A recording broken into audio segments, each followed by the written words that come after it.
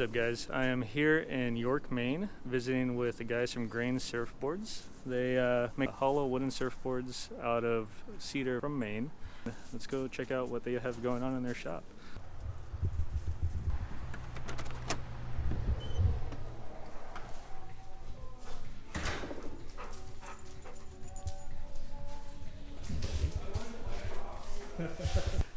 Hey, what's happening?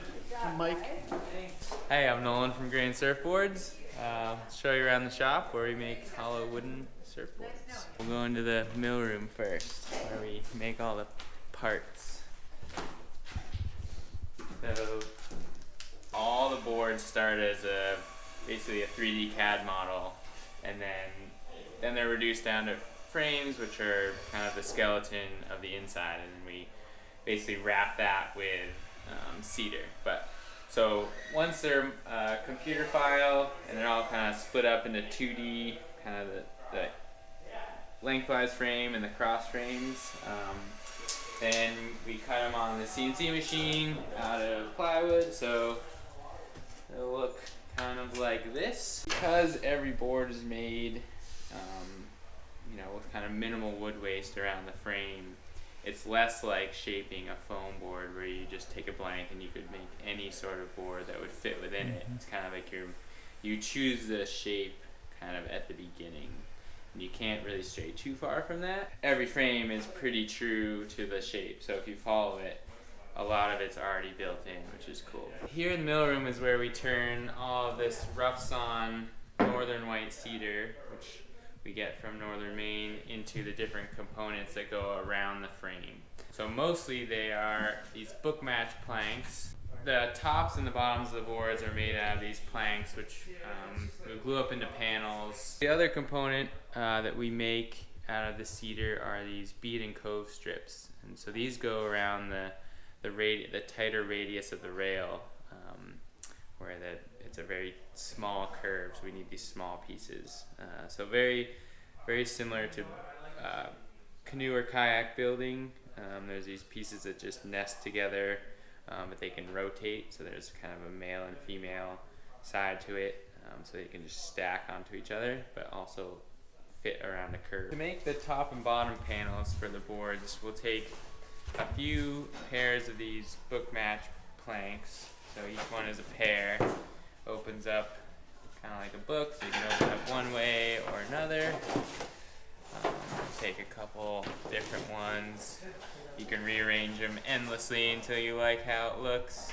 We'll also take some reclaimed red cedar for some kind of stripe looks. I know surfboard kind of aesthetics have evolved with kind of the look of foam with the wood stringers in there, so we kind of match that by putting some stripes in that look like stringers. So yeah, and you can see the northern white cedar has a ton of different, a lot of different tones in and of itself, so it can be kind of this very golden brown honey color or very white as well. So really beautiful, fun to just see what you get with each batch of wood. And so then they'll all get glued up together, kind of roughly cut out. So here's a panel that's fully, this is all glued up, kind of roughly cut out to the shape of, this one will be an 8-footer. And you can see this has one stripe in there as well. After you have the planks glued up, we'll actually put the frame together. As you can see now, they're all slid together here. And then the planks go in between these frames, and there's actually these other CNC cut pieces that we call rocker lifts. So basically it's the negative of the frame, so that this frame is just perfectly supported in the shape of the board. So the planks basically just get sandwiched in between there. This is the beginning stages, and we have a board over here that has a few more rail pieces on there, so we'll go take a look at that board. So this board looks a bit different, as you can tell, this bright green frame. This is a little experiment we're doing with some recycled plastic that we got some panels, 100% recycled plastic, so we basically cut the same frame out of it. We want to see if we could potentially use this, or if it's viable at all, strong enough, etc. But so here's a board with a few more rail pieces on. You can see that, and all these ones up the side here, which, you know, they look a little messy now, but everything gets cleaned up. So these are these bead and cove strips. So I cut this one into a few pieces. You can see how they stack together like that, and they can rotate, you know, onto each other. So you can make kind of this curve. So all these surfboards have the curve is changing along the board, so that, you know, the shape of the rail might be thicker in the middle. It's usually thicker in the middle than either end. It's also curving along the outline and along the rocker. So there's a lot of curves going on, but so that's why I use these little pieces, and often we use steam to kind of help bend them into place. So this has all those pieces on, and we're actually starting with these kind of upper rectangular pieces that will kind of build into the top of the board, and that allows us to kind of shape a little bit more once the tops are on. So this side, we're gonna have a couple more pieces to put on before the tops can go on, and this one's already got them on there. You can see we use plenty of spring clamps. Usually we've gone to the store and just cleaned them out every time, but we have a good arsenal of 2-inch spring clamps now. Here's a kind of this display board we made for this special project where we used oak barrels to make the frame and stuff. But this is a really good example of, so once all those rail pieces are on, built around the curve of the rail, then we put another basically panel, same as the bottom. You know, we'll try to match up the pattern of the wood. That goes right on top here, right over the frames, right off the end. And then once it's all on, you know, there's a lot of hand tool work to shape and turn the rails still. But that's kind of the full construction of the board. When the top planks are on and everything is kind of added to the board, so now all the cedar has been put around the frame, and we have about a 1/4 inch on the top bottom, and then the rails have a bit extra on there, so they're built kind of, it has some curve in it, but kind of the top and bottom corner have, you know, are kind of square, so we need to round those over. So this is really the fun part. Get to use some hand tools, you know, block planes, spoke shaves, really nice as well. So that's when we actually take a series of bevels, take off that square corner, and turn it into a really nice kind of smooth rail transition on the top all the way to the bottom there. Once everything's fully shaped and gets a good sanding to make everything super smooth, then we take it into the glassing room and add just a little bit of fiberglass to make it seaworthy. So we'll go check out that process. Danger, not for dogs. Hey everybody, I'm John Hamblett. I'm the fortunate one that gets to build a lot of the boards around here and occasionally teach some classes. So I'd like to say I have the dream job. Here's the glassing room. This is where we add the kind of the final layer of stuff that we put around the wood. So here's a board that actually has fiberglass on the bottom, but so this side doesn't have it. So this is what it looks like before it gets fiberglass. So this is just wood sanded to about 120. And then we actually take this fiberglass. So this is a 4-ounce, just basic fiberglass weave. So we only use 1 layer of this just because the construction of our boards, it's already pretty structurally strong. So we don't need to add nearly as much fiberglass strength as a foam board. The color of the wood, this is another one of the great steps, because when the resin goes on, you know, it's like adding any finish to a wood project. The colors just come out.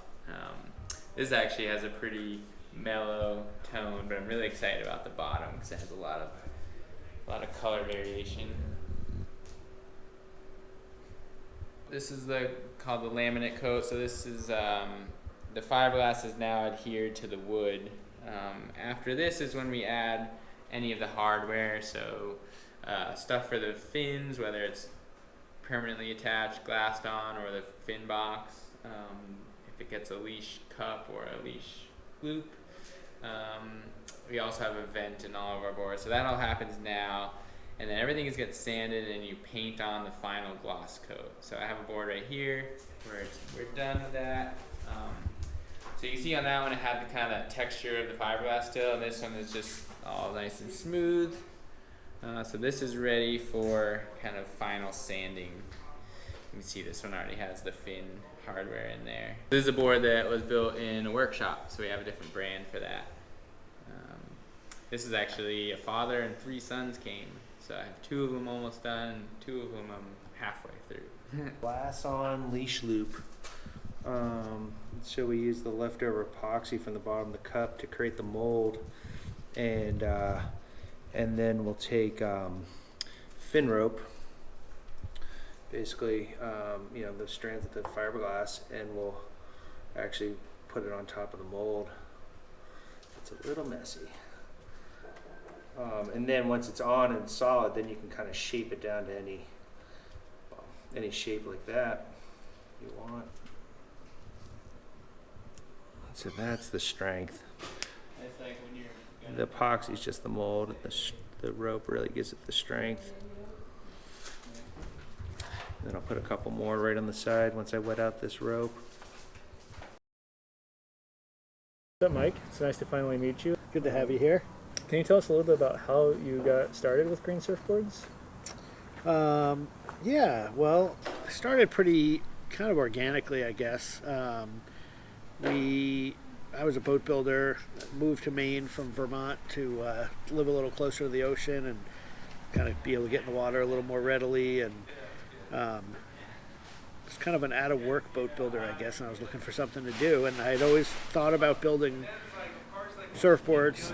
Since I started surfing, I had always kind of thought about how to incorporate some of the things I was learning and enjoying about boat building into surfboards. And I had always kind of dreamed about building my own board, and I always wanted to utilize materials that I was comfortable with, and that was always wood. I've kind of been around wooden boats most of my life, and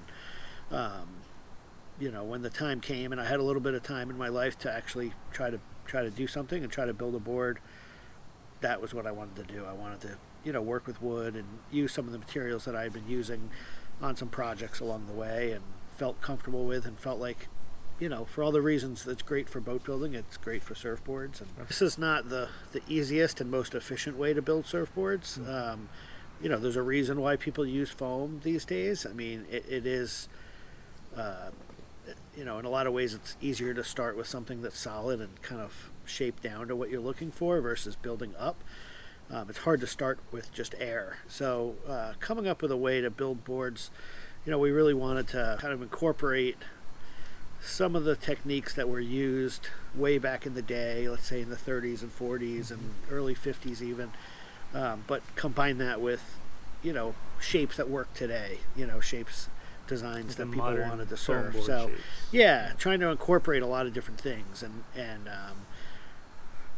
finding a way to do that in wood was challenging for sure. You're trying to find a way to use material wisely. It's just the material alone is more expensive, so you want to be really careful about and it's you were trying to use it in a sustainable way and just be responsible with it. So you're dealing with a lot of challenges with shapes today are much more they're much more just challenging. They're more there's more curves, there's more contours, there's more kind of a lot more shape in a board today than there was 100 years ago. Yeah. So it was easy back then to build something out of wood because things were flat and square and boxy. It's pretty straight and narrow. Yeah. So, you could make something out of solid wood and shape it and sculpt it, but then you're dealing with a board that still weighs a ton. So, trying to come up with a way to build a board that was, as light as we thought we could make them, still making sure they're strong enough to last a long time. And functional. So trying to combine a lot of things and do it in a way that's environmentally friendly and a nice work environment for us. We didn't want to be wearing protective gear all day long. We wanted to be able to talk and listen to the radio and, Absolutely. Have people come in and chat. And so, we've always been focused on using traditional, pretty basic hand tools and you know, as we went along, and even as we started to produce kits and try to help people at home, that was always the thing. Try to make it accessible, so you didn't need to have a shaping bay and have, you know, an expensive electric planer and all that kind of stuff. It's Keep it simple. keep it simple hand and tools. And yep, and you time. know, a good sharp tool and somebody with some experience using them can be super effective. Absolutely. So, When did you start Grain Surfboards? 2005 we started. Built our first 2005. board. Yep. It's a long time. Yeah. And you started it by yourself, or did you have partners back then? I had some friends that were involved in the early days. My brother's been around since we started, and he's kind of like, you know, he's a professional photographer. And he's been around helping us with those types of things. A couple other people involved, but the first year or so, you know, it was mostly me in the shop, and then had a couple business partner come in about a year into it, and he's been involved ever since. And the crew here too, you know, has been here quite a long time. John's been here since for probably 12 years out of the 13 and a half, I think, and Nolan's been here probably almost 8 years, and yeah, That's awesome. yeah. So you started out at a time, I mean, I don't think Instagram was really around. Facebook was still barely taking off. Yeah. What kind of things did you go through to actually get the publicity and get your boards out there and seen?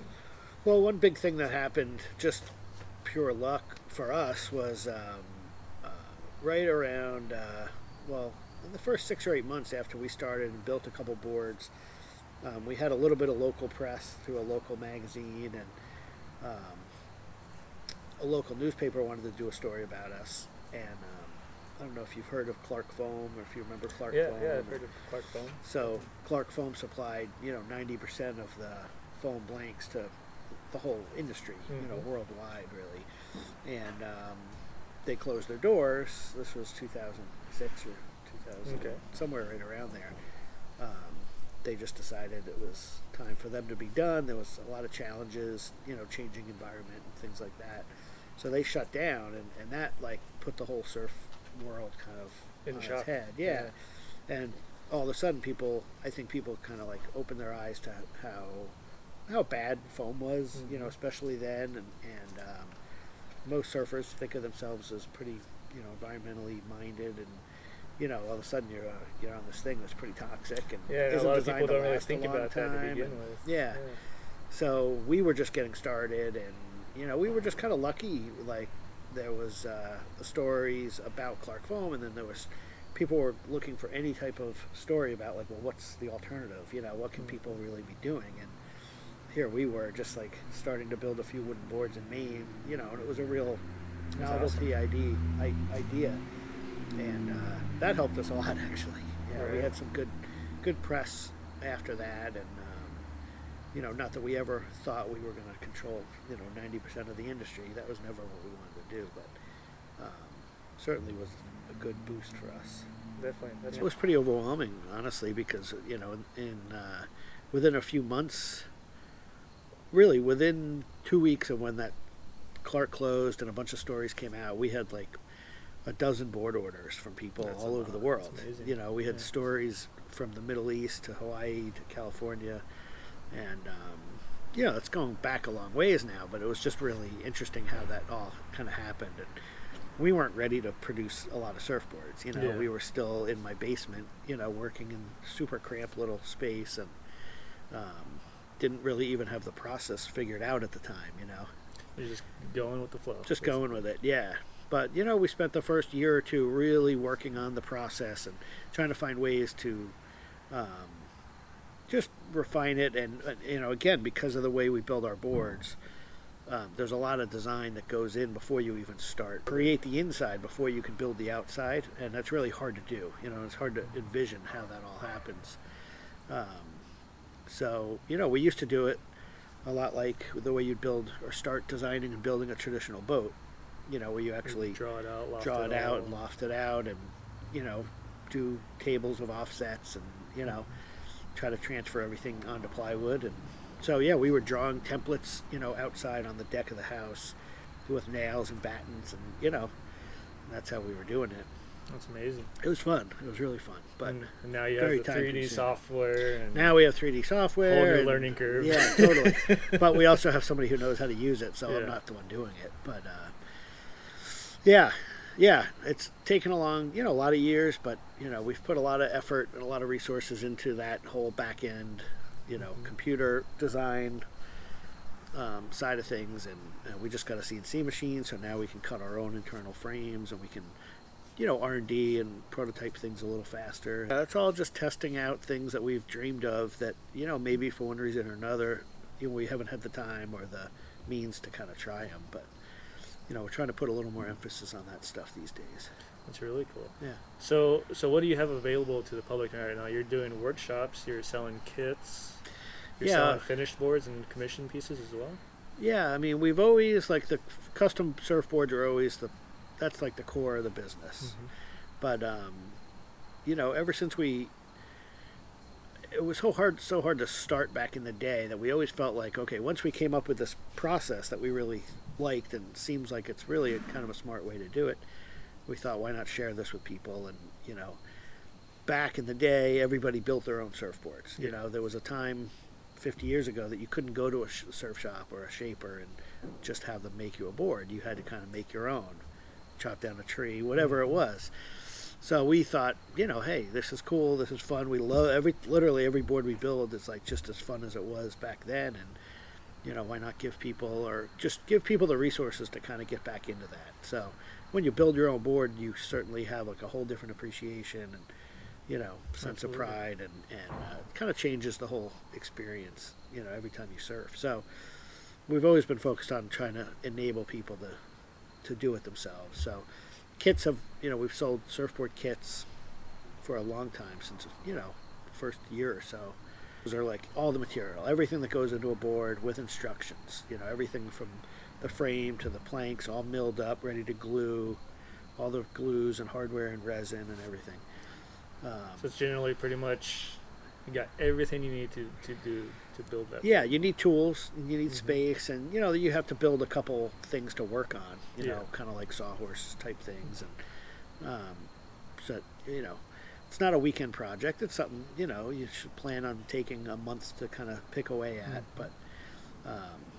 but it's really fun, and we offer all sorts of levels of ways that we can help people. If somebody has their own material and they want to really dive in at an earlier stage, you can buy plans like blueprints. We have downloadable plans, so you can get those if you're interested in just seeing a little more on the board itself. You want to see what the rails look like, and so kind of lots of different levels. You can buy just the frames, you can buy planks and rail strips, and so whatever you want. Any way we can help you, we will. And then we offer workshops, so that's become a big thing for us. So we do classes here in Maine every month, and we have a shop in Amagansett, New York, where we do classes almost more on a weekly basis. They have a little more of a rolling schedule, but that's a year-round shop as well. And then we do classes on the road, up and down the West Coast, and we've done classes up and down the East Coast as well. So we have a little mobile classroom. Very cool. With all the tools and everything. How can people find out when those classes are being held? So yeah, everything gets put up on our website, which is grainsurfboards.com, and you can go on there and see all the different board models, all the different ways you can buy. Some boards we don't sell as kits, we only sell as finished boards because of their complexity, but you can see all the different board models, the ways you can build them, read about our classes and all that kind of stuff.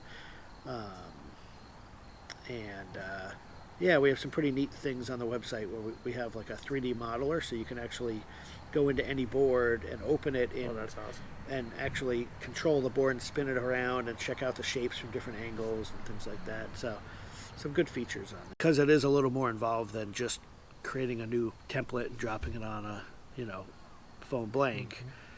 It takes longer. It's harder for us to kind of take the time and put in the time to do that. But that's a big thing for us right now, is taking some of the older designs and updating them.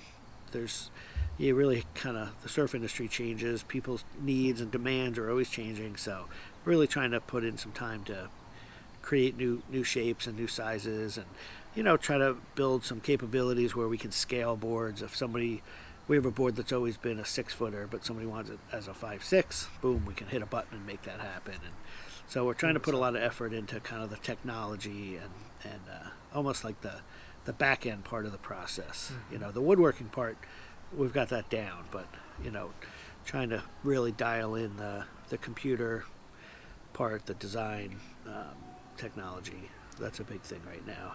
Very cool. But we're going to continue building boards and teaching classes and kind of doing what we do, trying to get people back into the enjoying the process and working with their hands. And we're this year working with a couple schools. Every year we do a couple different school projects where we'll get kids working on a kit through the school, or they'll come in here and work with us, one day a week. Right now there's a local school in New Hampshire that's the teacher's actually coming here to take a class, so we're going to train her so she can actually work with all the kids. And then they're going to build, some number of kits over the course of the winter with all the kids in certain grades. Okay. So that's cool. been a fun, exciting thing for us. And that's something I talk about a lot in my episodes is exposing kids to this kind of stuff at a young age. Absolutely. Important. It's always, that's kind of our favorite demographic. When we have classes here and we get 13, 15-year-old kids coming in that are just so into surfing, and they're the ones, that really get into the process, and, they always do a great job, and they're, they know. We had one kid come in one time, a kid named Spencer. We keep in touch with him. Really good surfer. He was 13 at the time, skinny little kid, and he was building a 10-foot board, which seemed really big for him. And somebody said during the class, like, "Man, Spencer, why are you building such a big board?" And he said, "Well, I plan on having it my whole life, and I'm not going to be this size forever." And it's just like, that is smart thinking, like, geez. So, I don't know, that kind of thinking is pretty awesome. That's really cool. Yeah. I didn't grow up in a house where there were any woodworkers, but I really got into wooden boats at a young age. I loved boats. Started reading Wooden Boat magazine, and that kind of turned me on to wooden boats. And, I think just over the years, I'd find these great old wooden boats in people's backyards and get them and, buy them and fix them up and sail them and live on them and trade them. And I never went to school. I mean, I've taken some boat building classes here and there, but never really any formal training. And I'm really I'm not a great boat builder, but I've spent enough years working on my own boats, and then wound up working for some boat shops doing little restoration projects. And I worked for a maritime museum, building a big, a 90-foot schooner. Oh, wow. So and I was kind of like a project manager, so I did some boat building, but more was kind of overseeing and just keeping everything working there. So yeah, kind of over the course of my life, just always was around boats and around woodworking through that means. I worked for Burton Snowboards for a long time too, so I was been in the board sports industry for quite a while. But yeah, all those things kind of combined to lead me, I think, in this direction. At one point, I left Burton and decided I wanted to work on boats. That was like 96. That I was kind of like, all right, I just want to I got my captain's license, and I used to, start a little company taking people out sailing, and in the winters I'd work at boat shops. And the more I was around boats, the more I was interested in, how they're built and just, maintaining them, keeping them going. I mean, there's something really nice about keeping an old boat afloat, and that's the thing about a wooden boat. They're always made by hand, and there's something really great about something that every piece of it was handled by a person, and it was thought through, and it was just kind of created with something in mind. It wasn't just one of 1,000 that was taken out of the same mold. I don't know. Everyone's unique.